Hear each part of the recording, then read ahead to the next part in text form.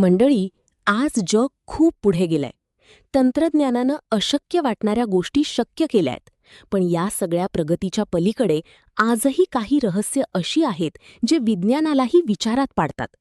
आजही एखादी व्यक्ती अचानक विचित्र वागू लागते.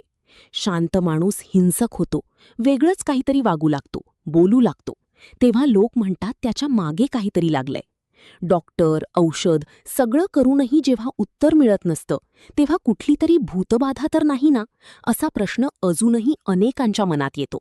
आणि मग लोक एक सल्ला द्यायला लागतात की गाणगापूरला घेऊन जा. हो, हे तेच गाणगापूर आहे जिथे भूतांना पळून लावलं जातं असं म्हणतात. जिथे दत्तगुरूंच्या आरतीने वाईट आत्मे स्वतःहून माघार घेतात. आजही भारताच्या कानाकोपऱ्यातून लोक हजारो किलोमीटरचा प्रवास करून गाणगापूरला येतात. एवढंच नाही तर अजून अनेक रहस्य या मंदिरात दडलेले आहेत.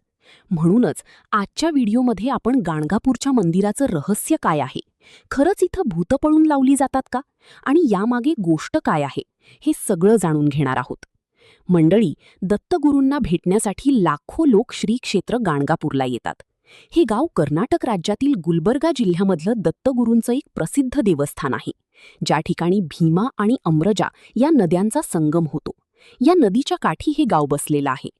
गुरुदत्त महाराजांचा दिव्य अवतार श्री नृसिंह सरस्वती महाराज यांनी जवळपास 30 ते 40 वर्ष गाणगापूरमध्ये वास्तव्य केलं. त्यानंतर ते तिथून गेले, पण त्यांच्या पादुका आजही तिथे आहेत. हे स्थान कर्णित, भूतबाधा आणि नकारात्मक शक्तींना दूर करण्यासाठी प्रसिद्ध आहे. अनेक जण इथे आल्यावर पूर्णपणे मुक्त होऊन आनंदी जीवन जगतात. दत्तात्रेयाच्या आरतीनंतर वाईट आत्मे आणि शक्ती स्वतःहून पळून जातात. मंदिरातील निर्गुण पादुका आणि गुरुचरित्र पठणाने शरीर, मन आणि आत्म्याचं शुद्धीकरण होतं. भय आणि भूतबाधेपासून त्रस्त असलेल्या लोकांना गाणगापूरला नक्की भेट द्यावी, असे अनुभव साधू आणि भक्त सांगतात. गाणगापूर येथील भगवान दत्तात्रेय मंदिर हे भारतातील सर्वात रहस्यमय तीर्थस्थळापैकी एक मानलं जातं. येथे दररोज सकाळी आणि संध्याकाळी 7:30 वाजता आरती होते. आरती सुरू होतात भूतबाधित लोक अचानक विचित्र वागू लागतात, किंचाळतात, ओरडतात, जमिनीवर लोळतात आणि मंदिरात असलेल्या खांबावर चढतात. त्यांचे शरीर आणि वाणी त्यांच्या ताब्यात राहत नाही, उलटी लटकतात आणि महिलापासून वृद्धापर्यंत सर्व वयोगटातील भूतबाधित लोक आपल्या घरच्यांना आणि देवतांना अशब्द बोलू लागतात.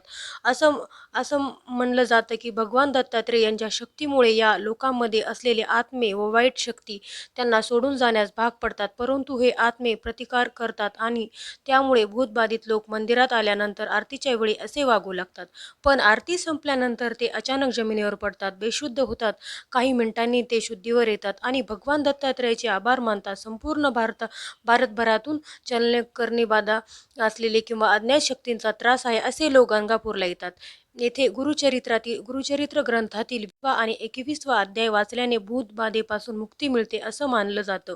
काही जण येथे काही दिवस राहतात, पूजा करतात, मंत्रजप करतात आणि दत्तात्रेयाची कृपा प्राप्त करतात.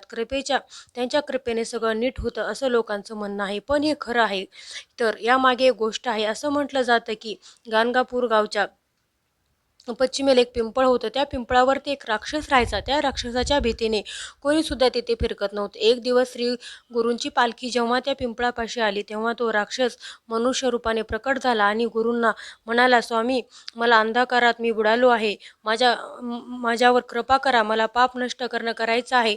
तेव्हा श्रीगुरू त्यांच्या मस्तकी हात ठेवून म्हणाले की संगमावर जा आणि तेथे स्नान कर. तो राक्षस संगमावर जातो आणि तेथे स्नान करतो आणि तो मुक्त होतो. म्हणून ज्या लोकांना भूत बाधा झाली आहे ते लोक गाणगापूरच्या मंदिरात येतात. तिथे आल्यावर भूत पळून जातं असं लोकांचं म्हणणं आहे. असे अनेक प्रकार आजही गाणगापूर मध्ये होतात. याचे अनेक व्हिडिओ आणि फोटोज आपण देखील सोशल मीडियावर पाहिलेले आहेत. अजून एक गोष्ट म्हणजे असं म्हणतात की या ठिकाणी आजही दत्तगुरू भिक्षा मागण्यासाठी येतात.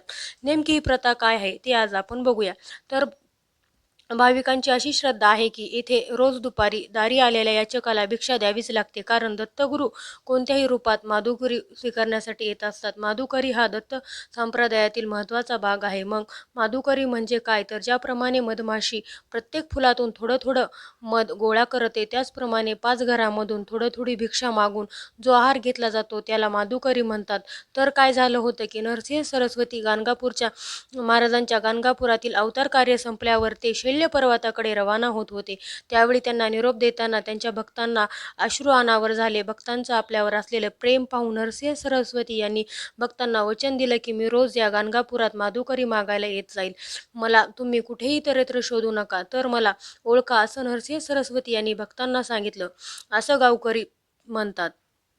याच कारणामुळे आजही येथे माधुकरी प्रथा अखंडित आहे. गावकऱ्यांची आजही असा विश्वास आहे की दत्तगुरूंचा अवतार असलेले नरसिंह सरस्वती महाराज कधी लहान मुलाच्या तर कधी वृद्ध व्यक्तीच्या स्वरूपात माधुकरी मागायला येतात. त्यामुळे या ठिकाणी आलेल्या कोणत्याही याचक जो भिक्षा मागतो तो कधी रिकाम्या हाती जात नाही. अन्नदान हे सर्वश्रेष्ठ दान आहे, म्हणून गाणगापुरातील भाविक याचकाच्या रूपात दत्तगुरुद्वारी आले असावेत. या उद्देशाने याचकाला रिकाम्या हाती कधीच जाऊ देत नाहीत. आजवर येणाऱ्या कोणत्याही याचकाला येथे कधीच अपमान झालेला नाही. गाणगापूरचे हे एक वेगळेपण कायमच इथल्या गावकऱ्यांनी जपलेलं आहे. आजही आजही या ठिकाणी दत्तगुरूंचा वास असल्याचे जाणवते. म्हणून गाणगापूर केवळ एक मंदिर नाही, तर श्रद्धा, अनुभव, रहस्याने भरलेली एक दिव्य भूमी आहे. इथे खरंच भूत पळून जातात का, याचे उत्तर प्रत्येकाच्या अनुभवावर वेगवेगळं असू शकतं. पण एक गोष्ट नक्की की इथे येणाऱ्याच्या मनाला शांती मिळते, भीती कमी होते आणि श्रद्धेला बळ मिळते. याबद्दल तुम्हाला काय वाटतं आणि तुम्ही कधी गाणगापूरला गेल्यावर तुम्हाला काय अनुभव आलेला होता, हे कमेंट करून नक्की सांगा. आणि सोबतच आपल्या स्वामी कृपा यूट्यूब चॅनलला सबस्क्राईब करायला विसरू नका. आणि मंडळी, तुम्ही कुठून हे व्हिडिओ बघतात हे कमेंट करून जरूर सांगावे. धन्यवाद.